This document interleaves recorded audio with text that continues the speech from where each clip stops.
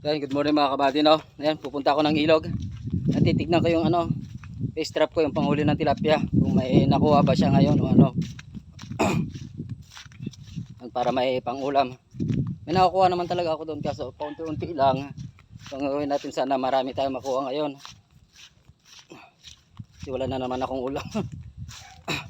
Palit naman tayo sa sa gulay, tilapia, mga ganon. Dahil kung ngayon magpapaksiw ako ng tilapia kung sakaling may makukuha tayo. Kaya nag-alulong na naman yung mga alaga kong aso kasi iniwanan ko na naman. Ganyan sila mga kabady, na parang may nakikitang mumo. Nag-aalulong yung mga aso ko kasi gusto nilang sumama. Ayan, so dito tayo sa Talahiban. Ayan, halos doon yung daanan, diretso. Mapapansin nyo ang talahib dito.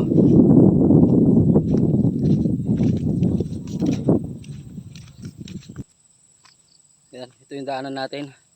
Ayan, oh. Talahiban. Ay, mapapansin nyo, oh. Medyo maluwang naman to. Ayan, daanan ng mga tricycle, ganon. Pero bihira lang may dumadaan dito na mga tricycle. Motor lang, karamihan. Single. Ayan. So mag-ingat-ingat tayo kasi nga itong daon ng talahib is nakakaano ng mata. Mapdi kapag natamaan. So ayan, dito tayo dadaan. Ayan, banda dito. Kasi malapit na yung ilog dito eh. Ayan, ito yung ginawa kong daanan din. Ayan. Ito, tinanggal ko to para may daanan ako dito. So, kailangan magdaan-daan tayo dito. Kaya mag-ingat kasi baka may ahas, mga ganon.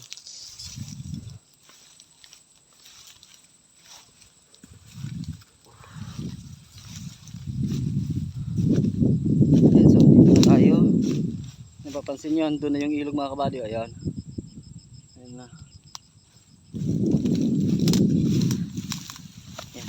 Sana may makuha tayo. Para ulam natin maghapon na naman. Ang problema, paano ko mahawakan yung matitignan yung base trap ko kung hawak ko to. So kailangan natin ayan, ito kabatuan to, Cavite. So mag-ingat-ingat lang tayo dito sa pagbaba kasi madulas. Ito banda pa doon mga kabady yung face trap ko, banda doon. Oops. So ayos ko lang tong cam.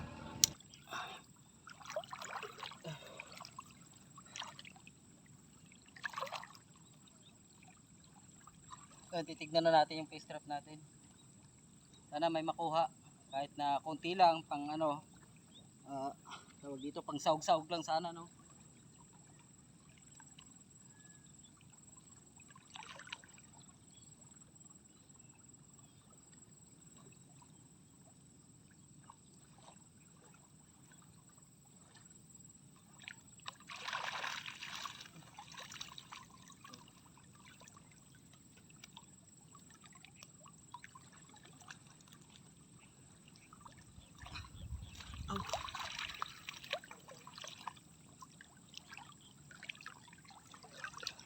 Tingnan nyo mga kabady, oh.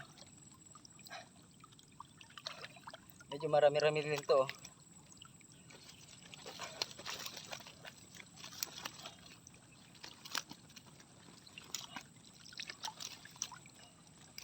Oh, malalaki pa. Oh, makachamba tayo mga kabady. Oh, kumakayo. Oh, masin nyo. Oh, dami, oh. Lalaki. So tatanggalin ko lang muna to at ibabalik ulit natin. Kanina. Para makita nyo pala yung kung paano ko tinatanggal. So tinatali ko siya dito.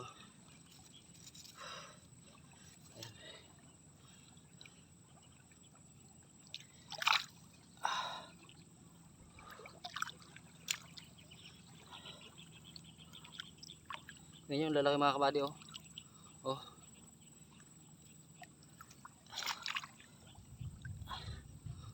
Lalaki. Ganyan. Oh, namumula pa yung asang nila. Ay, yung asang yung palikpik. Oh, laki oh.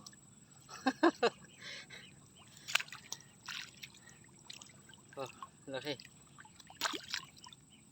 Yung maliliit dito mga kabady, papakawalan natin. Tapos yung mga good size is kukunin ko kasi nga ipapakawalan ko sa alaga ko aso. Oh, lalaki oh. Pakawalan ko sa alaga kong aso. So, tanggalin ko lang muna ito mga kabady. So, bali-bali uwi na tayo. Ayan. So, ito yung nakuha ko sa face trap. Yung isang face trap na maliit. Yan o. Yan, yun yung sa kadabi. So, nasa higit ma 2 kilo. 2 kilo to. Yan. So, ayan.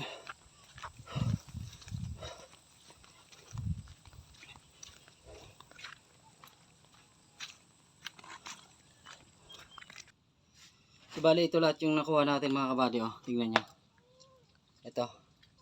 Ang lalaki oh. Ayan. Gumagalaw pa yung mga hasang. So ngayon mga kabady no, ang gagawin ko dito is yung malalaki piprito ko para pag may gulay is unti-unti ko siyang isasahog. Tapos yung medyo maliliit ay yung lalagyan ko ng sinigang o kaya sa sinabawan. Ayan. Nagsisigang ako para may mga ulam din kami ng mga alaga kong aso dito kasi 4 yung alaga ko dito. So hanggang dito na lang mga kabady at magluluto pa ako. Bye bye.